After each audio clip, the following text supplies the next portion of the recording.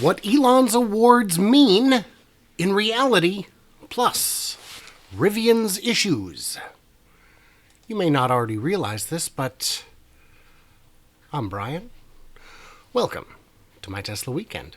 This may be the live version, and this may be the replay. If it says on the screen right now that it's the replay, you're watching the condensed Saturday version. Join us on Fridays for the full version, or follow the link. And if you're watching this now, you can come back tomorrow and watch it too. That's cool. That's cool. Don't know if you heard, Newsweek. America's Greatest Disruptors. I recognize this fella. Haircut's a little different. Bit more makeup than I'm used to seeing him wear. Yeah, Newsweek. Not bad, not bad. Disruptors Hall of Fame. This is a pretty obvious one. What does it mean? It does mean that he is a disruptor. And what it means more than that, look, we've got some great folks here at the top. Different covers.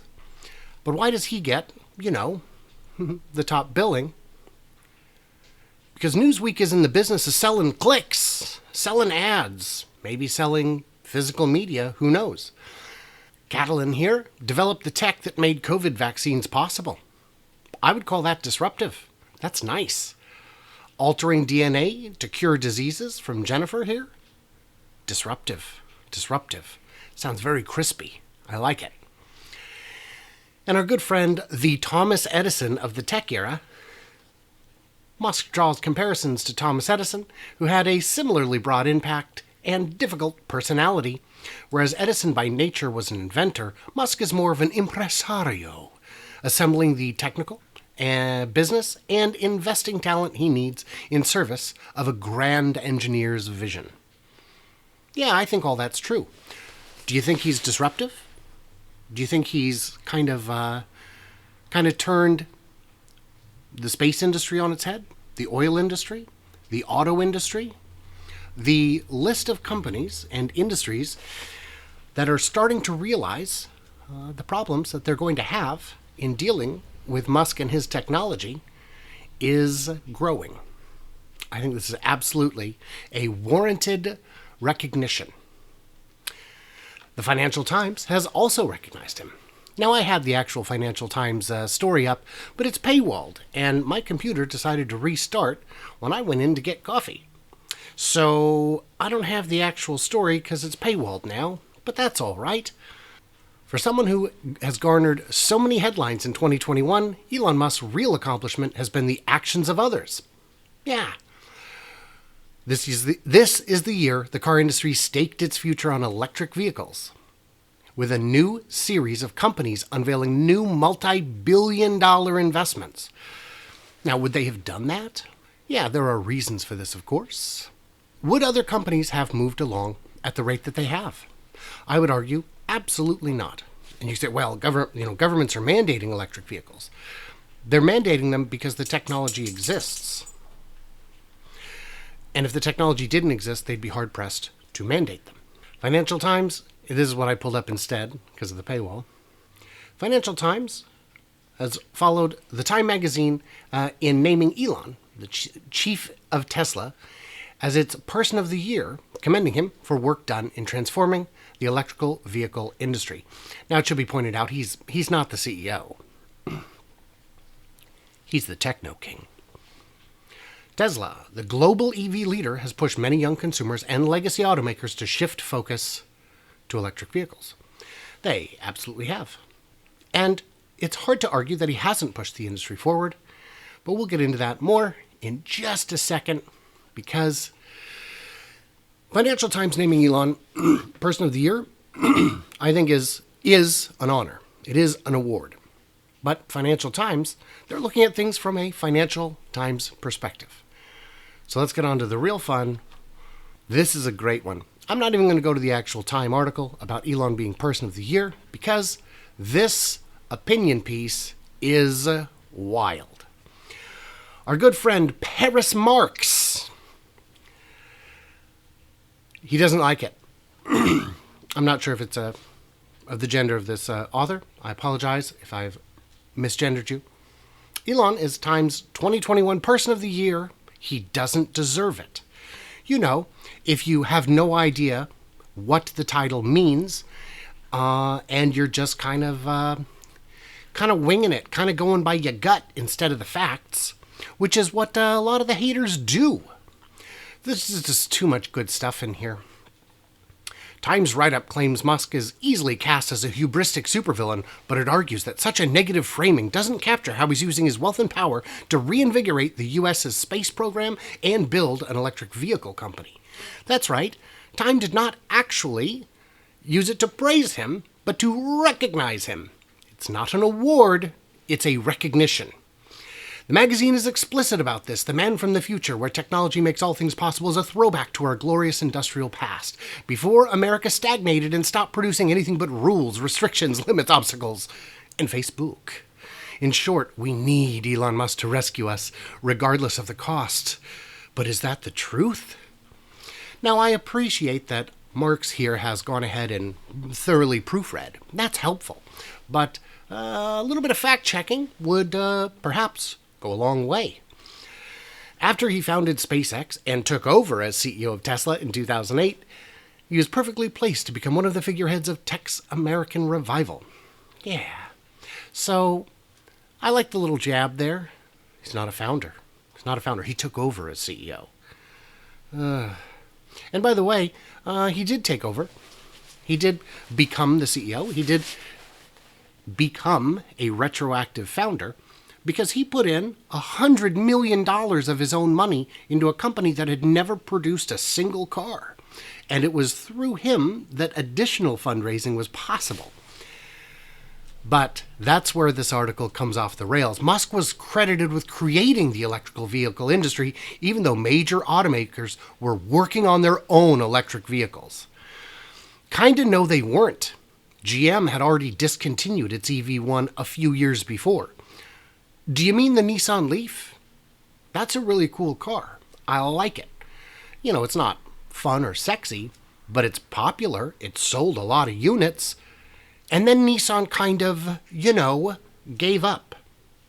If we're counting on the likes of Nissan and the Legacy Boys to bring us EVs, it wasn't going to happen. It was going to take forever. And the government was trying to spur Tesla's growth, including by financing the company's expansion through a $465 million loan in 2009. A loan which, I hasten to point out, was paid back early, in full, with interest, plus a prepayment penalty. Meanwhile, SpaceX was built on the idea that humanity should colonize Mars and must work backward from that premise to determine what would make it a reality. Yeah, like that's the difference between a dreamer and a pragmatist. But I've got a fun part I highlighted here. A 2015 Los Angeles Times article calculated that Musk had benefited from $4.9 billion in government subsidies and that SpaceX had received $5.5 billion more in contracts from NASA and the Air Force. That included a $1.6 billion contract in 2008, which Musk admitted saved SpaceX from collapse. Wow. Saved? Yes. Having a customer saves your business. You do know that NASA and the Air Force are among the largest buyers of launch services in the world. Who else would have been able to save the company if not the customers? That's super weird, dude. But let's look at that LA Times article because it itself is dishonest. Elon Musk's growing empire is fueled by $4.9 billion in government subsidies. Now let's quickly point out that no it isn't and no it wasn't. The EV tax rebate was available to buyers of any electric car. If you and I had started a car company, in fact, you and I could start one today. And our customers would similarly be eligible for that money that Tesla no longer gets. Only GM and Tesla no longer get that $7,500 benefit. And by the way, not all buyers get it, and the money doesn't go to Tesla. Do you remember all the people saying in a couple years ago when the EV credit phased out? Oh, that's the end for Tesla. No one's going to buy their cars now that they $7,500 more. How'd that work out? Sales went down, right? Oh, they didn't? Oh, that's weird. That's super weird. They point out that the money includes, credits. It includes ZEV credits. It includes low emissions pollution credits. Now, I will also point out that that's not a Tesla thing. That's an everybody thing. The targets were set years in advance, and they were well established. Everyone understood what they were going to be. You have the choice, improve your emissions or buy credits from someone who did, or pay a massive fine. So if we're going to look at the money that Tesla gets from their competitors and count that as fake profit or something, we should also take that off the profits of others. Because if Fiat Chrysler at the time was the biggest buyer of their credits, should we discount the amount that they're saving from not having to pay these fines? I think we kind of have to. Very dishonest. Very dishonest. So who is Paris Marx? When I had this loaded before, it said, I'm a socialist writer. But it's fine, it's gone. I think it's pretty evident where Comrade Paris Marx comes from.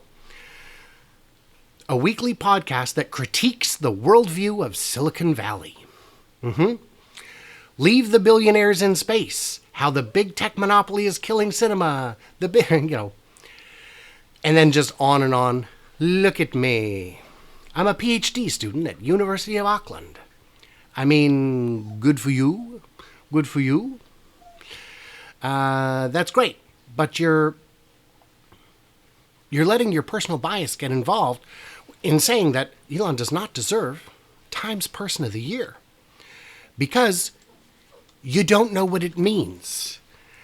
The person chosen is usually someone who's been notably influential or prominent during the year and could also be a hero or a villain. This isn't the best person of the year, ding dong. It is the most notable person of the year. They snubbed last year they gave it to Kamala and Joe when they should have given it to the healthcare workers who spent years on the front lines.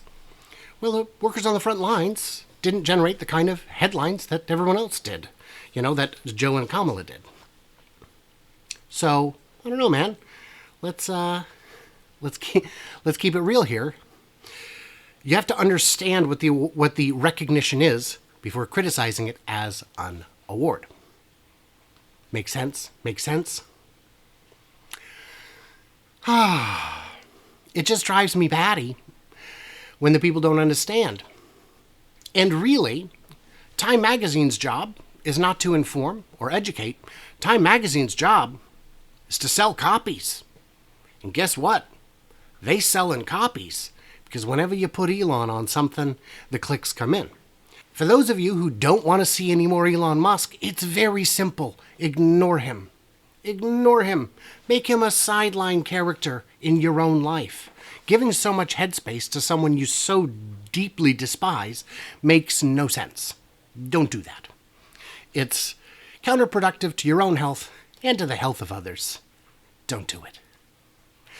Yeah, he's a click-generating machine. That's why he has 66 million Twitter followers and other people don't. I've got like 2,900. You could always follow me on Twitter.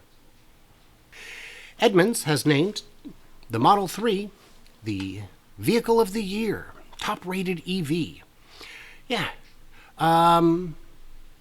Bit late, but sure, why not?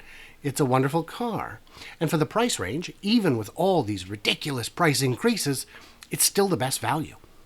Our three-time winner, the Model 3, still ranks above the rest thanks to its comfortable cabin, fun driving dynamics, and Tesla's excellent charging infrastructure. Oh, that reminds me. Oh, I forgot to mention that. Holiday weekend coming up. Busiest chargers in the country are going to be free 15 hours a day from 7 p.m. to 10 a.m. Check Tesla.com to find more info or, look it up. It's pretty easy to find. Yeah, three-time winner. That's ridiculous. Surely something should have come along by now that's better. Telluride, nice. What do we got here? The Genesis GV70. Okay.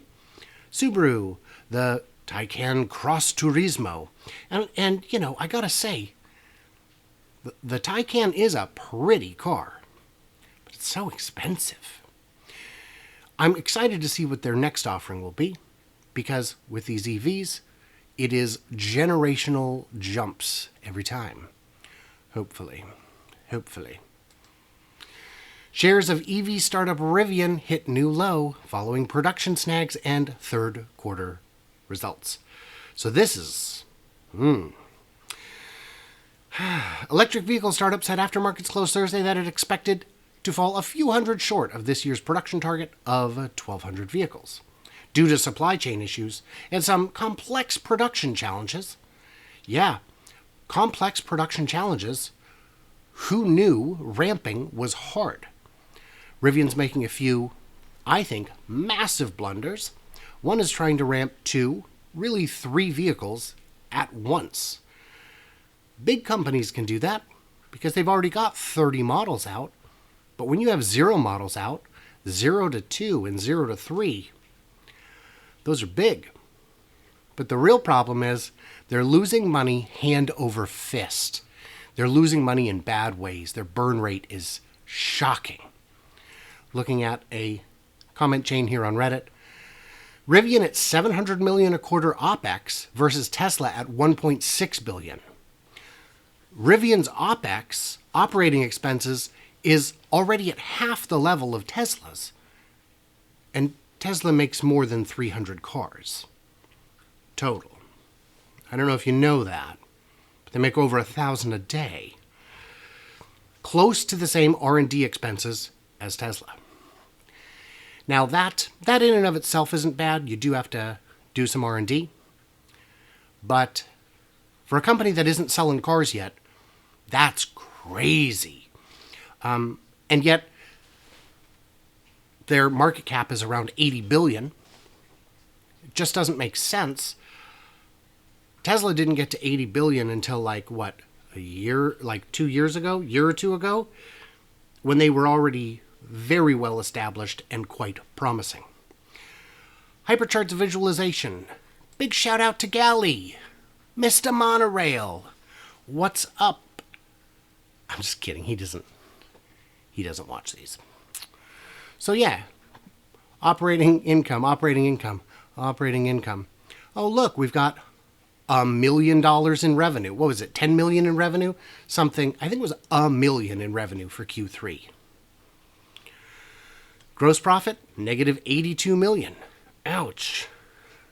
Operating income, negative 776. This is not a chart I want to see. Well, R&D. Oh, golly. That is outrageous. And what's crazy to me is to see how the legacy boys are spending tens of billions to get what Tesla was able to achieve for twos of billions. I don't understand the difference there. I don't understand it. It's pretty crazy.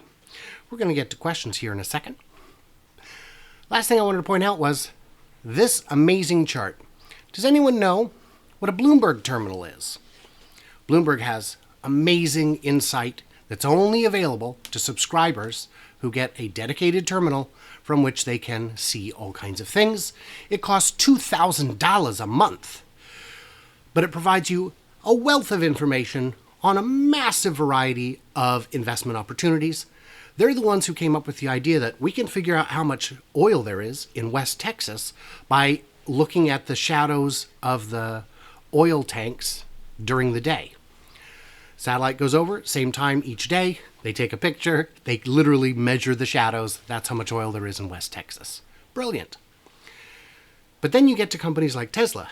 They think next year they'll make 1.2 million cars. It doesn't seem like, and this is the consensus, that doesn't sound to me like that they've got 2 massive factories coming online any day. 1.6 million the following year. I think we're going to be closer to that next year. And by 2025, 2.4 million. This is linear growth. They're going to grow by about 400, about 400, about 400, about 400,000. That's linear. Do you not even know how to look at the past? And this is what you get for $2,000 a month. So you've got a wealth of information on a wealth of companies But what difference does it make if the information is trash? Which it is. Which is why I'm launching my own 11-year production tracker. If you've seen my math, this might be exciting. It's going to be a Patreon exclusive, so more details will come in a matter of days. I'm basically done with it. I'm doing some refinements, but I think it's about ready to launch. And yeah, that'll be fun. That'll be fun. All right, so let's see here. I did want to, and that is where the condensed version ends. If you want to see the full Q&A, which is about another 20 minutes, I think, yeah, follow the link in the description, or who knows, maybe I remember to put it in the corner, and check it out. Thank you guys so much. Stay tuned, stay juicy, and I just can't wait to hear from you clever robots on the other side.